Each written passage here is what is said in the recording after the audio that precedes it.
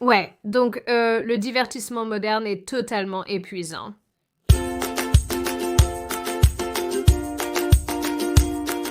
Salut, je m'appelle Sydney Watson, bienvenue à nouveau en enfer. Maintenant, il y a une conversation en cours sur Hollywood qui détruit tout ce que nous aimons.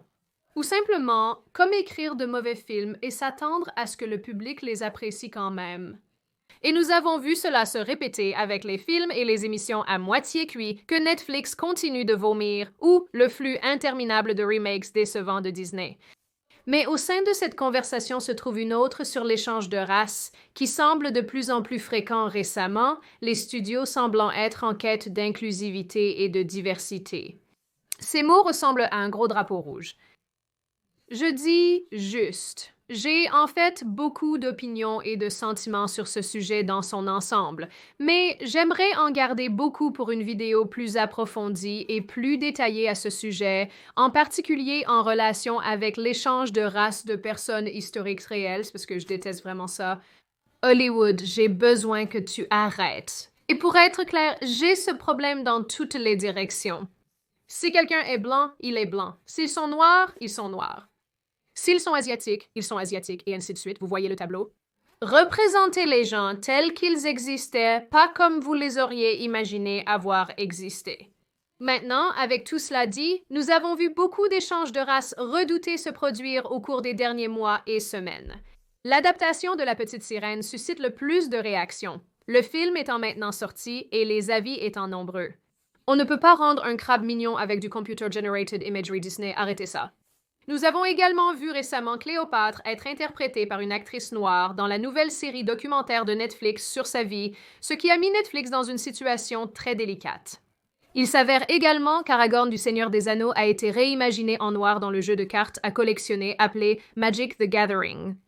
Ce qui, soit dit en passant, certains d'entre vous m'ont tellement harcelé à propos de la façon dont je prononce ce mot que j'ai maintenant légèrement un complexe à ce sujet. Je comprends, c'est un désordre. Mais vous savez, le problème est que je prononce la moitié du mot avec un accent australien et l'autre moitié du mot avec un accent américain. Et vous savez, c'est juste, laissez-moi tranquille. Aragorn, c'est juste, ça sonne comme une maladie. Quoi qu'il en soit. Juste aujourd'hui, je parcourais Internet et je suis tombée sur la nouvelle que Comment dresser votre dragon, qui est d'ailleurs un succès non ironique, va avoir une adaptation en live-action. Et le personnage d'Astrid, oui, la fille viking aux cheveux blonds que vous connaissez et aimez, sera joué par nul autre que Nico Parker. Nico est la même femme qui a joué le rôle de Sarah dans l'adaptation de The Last of Us. Et Sarah, pour ceux d'entre vous qui ne le savent pas, était aussi une petite fille aux cheveux blonds dans le jeu. C'est un 2 sur 2, Nico Parker. On dirait que Hollywood t'affecte un peu. Maintenant, avec tout cela dit, je comprends qu'il y a une partie de personnes qui croient que se fâcher à cause de la couleur de peau ou de la race d'un personnage fictif est totalement insensé. Et je comprends comment ils en sont arrivés à cette conclusion et pourquoi ils pensent cela. L'attitude dominante est que le personnage n'est pas réel, alors pourquoi cela importe-t-il? Rien n'a d'importance et je suis toujours fatiguée. De l'autre côté des choses, il y a quelque chose à dire sur la tendance à bouleverser les histoires et à réécrire les personnages afin de forcer un agenda de diversité. Sans parler, et je pense que c'est juste de le dire, qu'un grand nombre de spectateurs ont une attente de base que les studios respecteront plus ou moins le matériel source. La blague est sur eux. Et évidemment, lorsque les médias de divertissement décident de faire ce qu'ils vont faire, les gens ont tout à fait raison de se mettre en colère. Maintenant, l'un des plus gros problèmes ici est que les studios se donnent le droit d'imposer un message politique à tout le monde. Prenons l'exemple des récents propos du réalisateur de la série documentaire Queen Cléopatra de Netflix. Elle a dit « En faisant les recherches, j'ai réalisé à quel point ce serait un acte politique de voir Cléopâtre interprétée par une actrice noire. » Pour moi, l'idée que les gens se soient tellement trompés auparavant, historiquement, de Teda Bara à Monica Bellucci, et récemment avec Angelina Jolie et Gal Gadot en lice pour la jouer, signifiait que nous devions encore plus bien faire. Pour être clair, Cléopâtre est grecque macédonienne. Sa lignée est assez bien établie et elle n'est pas contestée. Mais le fait que les gens à Hollywood agissent comme si c'était le cas ou agissent comme si les faits entourant ces personnes n'avaient pas d'importance, c'est pourquoi les gens repoussent agressivement les absurdités qu'ils créent.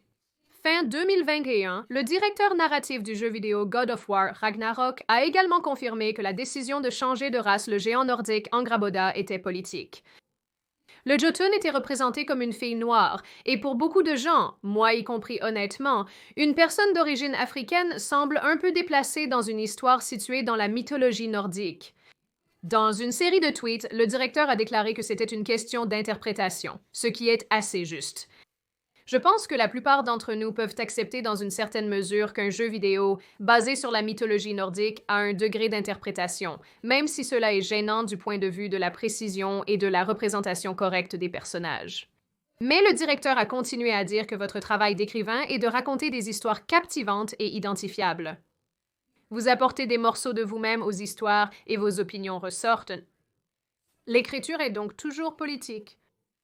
On l'appelle généralement ainsi seulement si on n'est pas d'accord avec la politique. L'écriture n'est pas toujours politique, quoi. Je veux dire, oui, je suppose que c'est toujours politique si vous vivez à Los Angeles comme Matt et que vous refusez de laisser les autres personnes profiter des choses. Vous savez, du côté positif, au moins ils admettent ces choses maintenant. Donc, nous avons fait des progrès. Eh bien, vous n'avez fait aucun progrès. D'après ce que je peux dire, cela semble être la ligne dans le sable pour beaucoup de gens. Si c'était simplement une question de prendre la meilleure décision possible pour une franchise, ou une émission de télévision, ou un jeu, ou un film, je pense que la plupart des gens pourraient comprendre cela.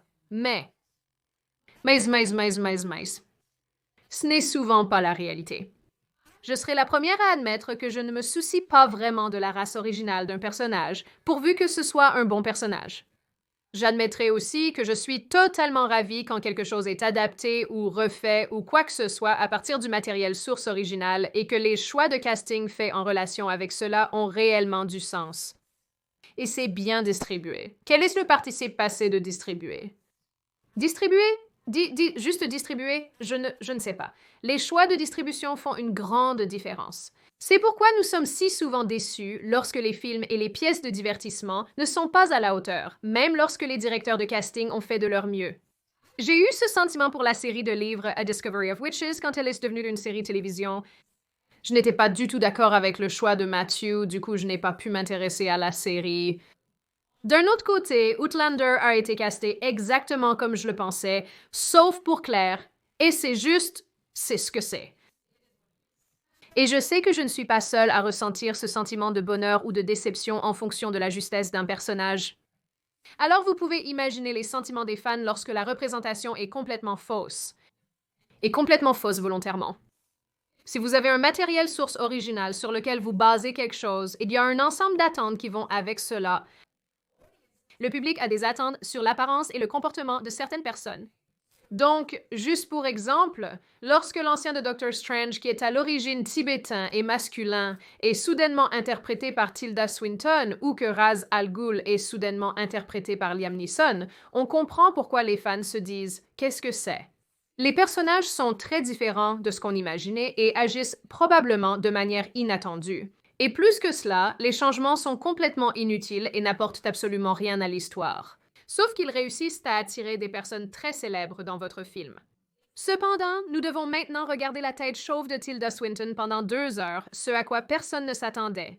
Rien contre les chauves, soit dit en passant, Vin Diesel sera toujours très très Vin Diesel pour moi. Merveilleux. Cela me mène à l'une des pilules les plus difficiles à avaler à propos de toute cette affaire. Et bien que je pense que cela vaut certainement la peine d'être noté, je suis également consciente du fait que cela pourrait ébouriffer quelques plumes. En parlant spécifiquement de la tendance à échanger des personnages blancs pour des noirs, je pense qu'il faut comprendre que les Blancs ne sont pas un monolithe. Les Caucasiens du monde entier ont des cultures sans qui correspondent au pays d'où ils viennent. Oui, cela inclut les États-Unis. L'une des parties les plus étranges de cette conversation a été de réaliser que les gens ne peuvent pas différencier les pays à majorité blanche et de comprendre que ces pays ont leurs propres histoires riches, folklore et histoires qui nécessitent une représentation juste et précise dans le cinéma et la télévision. Je veux dire, regardez ce qui se passe lorsque l'échange de races et les mauvaises interprétations se produisent ailleurs. L'interprétation de Cléopâtre par Netflix, par exemple, a vraiment énervé les Égyptiens. En fait, maintenant que j'y pense, je suis presque sûre que le Mulan en prise de vue réelle a aussi vraiment énervé les Chinois. Oui, les gens se soucient de leur héritage culturel. Si les gens vont être contrariés qu'un personnage non blanc ait été choisi pour jouer un personnage blanc parce que c'est culturellement insensible, alors vous feriez mieux de vous préparer à être contrarié que Heimdall ait été choisi pour être un homme noir parce que c'est culturellement insensible pour les Scandinaves. La diversité ne signifie pas que les scénaristes et les studios ont le droit de détruire ce qu'ils veulent pour ajouter plus de femmes, de personnes non hétérosexuelles ou non blanches. Il y a cette étrange notion dans le cinéma américain que tout le monde doit être représenté, que tout le monde doit se voir reflété dans le divertissement, et c'est une position acceptable à prendre si ces studios créaient leurs propres histoires. Mais ils ne le font pas. Si Disney voulait un film d'action en direct avec une princesse non blanche, pourquoi ne pas en créer un? Pourquoi changer une histoire vieille de plusieurs centaines d'années ayant une signification culturelle pour les Danois? Copenhague a une petite statue de sirène assise sur un rocher pour tous les touristes, je suppose, je ne sais pas. L'essentiel est qu'elle est présente et qu'ils se préoccupent d'elle. Cela m'amène à l'un des plus grands arguments que je vois en relation avec ce sujet, à savoir que la race n'est pas réellement importante et n'a pas de valeur intrinsèque. Si c'est le cas, cela soulève, à mon avis, deux questions supplémentaires. La première étant, si la race n'est effectivement pas importante, alors pourquoi la changer en premier lieu? La seconde étant, si la race continue à ne pas être importante, alors pourquoi le blanchiment est-il un tel problème? Le blanchiment étant l'acte de transformer un personnage non blanc en lui donnant juste un peu de poussière. Ce qui apparemment s'est produit et a rendu tout le monde vraiment furieux récemment avec les choix de casting pour le film en prise de vue réel Lilo et Stitch.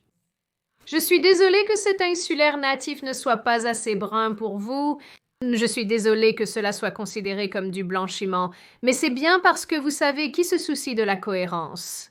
Ceux qui trouvent stupide de s'énerver pour la race d'un personnage fictif regardent ceci comme nous en ce moment. Nous ne comprenons pas entièrement ce qui cause la maladie d'Alzheimer. Quoi qu'il en soit, si le problème du blanchiment est que la race compte effectivement, au moins dans certaines situations, dans certains contextes, dans certaines émissions et ainsi de suite, alors cela nous ramène aux arguments que les gens font souvent en relation avec la vision de personnages bien aimés, mal castés dans les films et la télévision. Affirmer que la race n'a pas d'importance signifie nier sa signification culturelle pour les personnages, ce qui est souvent faux. Pas tous, mais beaucoup. Je me souviens que ma grand-mère me disait « Je me fiche de ce qu'ils te disent à l'école, Cléopâtre était noire. »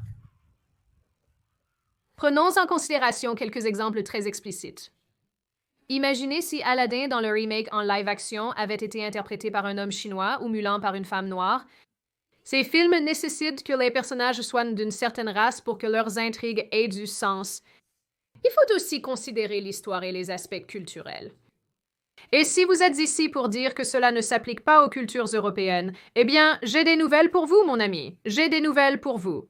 La mission d'ajouter de la diversité de race, de sexe et d'orientation sexuelle est vue comme progressiste et ouvre les horizons de ceux qui s'engagent avec ce contenu.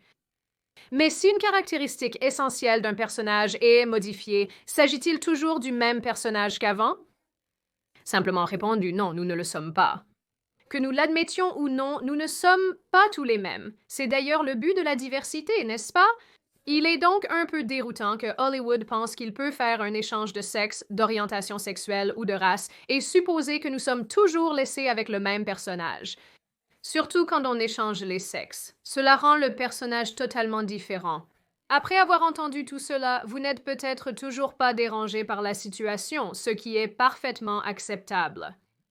Cependant, beaucoup de gens, dont moi, pensent plus que les personnages devraient être correctement représentés à l'écran, ce qui signifie que les studios, directeurs de casting, producteurs et scénaristes restent fidèles au matériel source originale et à l'histoire.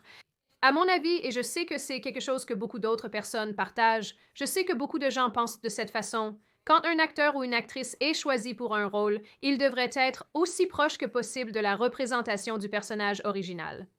Si les studios, les scénaristes, les producteurs et tous les autres impliqués veulent créer un tout nouveau personnage, c'est génial. S'ils veulent créer une toute nouvelle histoire pour ce personnage, c'est aussi génial. Mais prendre des personnages bien établis ou même des personnes réelles et les adapter pour aucune autre raison que la représentation et la diversité est totalement inutile. Comme je l'ai dit au début de cette vidéo, j'ai bien l'intention de faire une analyse approfondie de ce sujet où je peux entrer un peu plus dans les détails sur certains des arguments que je présente ici. Donc, si vous avez des réactions viscérales immédiates à certaines des choses que je dis, restez à l'écoute pour cela parce que j'aime être assez solide dans mon raisonnement et je veux me donner l'opportunité de mieux expliquer certaines des positions que j'exprime sans, vous savez, offenser tout le monde partout. Je plaisante, je vais de toute façon offenser tout le monde. Finalement, je suis d'avis que chaque film n'a pas besoin d'être une déclaration et que chaque film n'a pas besoin d'être adapté pour envoyer des messages au public. Il n'y a absolument rien de mal à admettre que l'apparence originale d'un personnage, son histoire, son évolution, etc. sont importantes. Et bien sûr, donner une nouvelle tournure à quelque chose qui est déjà établi peut absolument fonctionner dans certains cas, et cela fonctionne absolument dans certains cas, mais dans la grande majorité des situations, cela tombe plus ou moins à plat et finit par être incroyablement décevant pour le public. Mais en fin de compte, je suis absolument là pour que les studios créent toutes sortes de nouvelles histoires et de nouveaux personnages et donnent aux acteurs et actrices toutes sortes d'opportunités. Mais je crois aussi en même temps que ces choses ne devraient pas se faire au détriment du matériel source original. J'ouvre maintenant la parole à vous tous. Qu'en pensez-vous tous? Êtes-vous quelqu'un qui pense que se mettre en colère à propos de la race ou du changement de race d'un personnage fictif est totalement insensé? Ou êtes-vous de l'autre côté de l'allée et pensez-vous réellement que cela compte et a des implications? Êtes-vous comme moi et pensez-vous que les personnages devraient rester fidèles au matériel source original et être représentés aussi fidèlement que possible? Pensez-vous que tout cela est vraiment totalement ridicule et pourquoi en parlons nous-mêmes? Il y a des problèmes plus importants en jeu? Que pensez-vous de ce que Hollywood fait avec tous ces remakes en live-action de tous ces dessins animés? En avez-vous assez? Les aimez-vous? Allez-vous les regarder? Cela vous énerve-t-il lorsque ce genre de choses se produit ou cela ne vous dérange-t-il vraiment pas? Et que pensez-vous généralement de ce problème dans l'ensemble? Si vous avez apprécié la vidéo, abonnez-vous et mettez un j'aime. Si vous souhaitez laisser un commentaire, n'hésitez pas à le faire, soyez simplement respectueux à ce sujet et je vous verrai la prochaine fois.